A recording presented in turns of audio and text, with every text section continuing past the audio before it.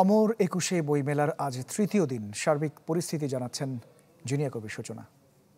সনাতন ধর্মাবলম্বীদের অন্যতম ধর্মীয় উৎসব সরস্বতী পূজা আজ। স্কুল কলেজে সাধারণ ছুটি, তাই তৃতীয় দিনের বইমেলাটি বেশ জমজমাট।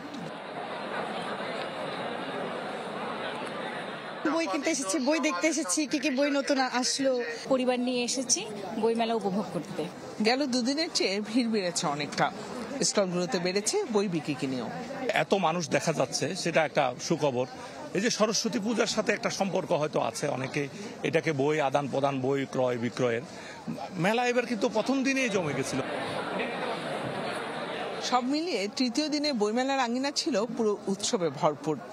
যতদিন গড়াবে তত মেলা আরো জমে উঠবে এমন প্রত্যাশাই সবার। জিনিয়া কবির সূচনা, চ্যানেল 24, ঢাকা।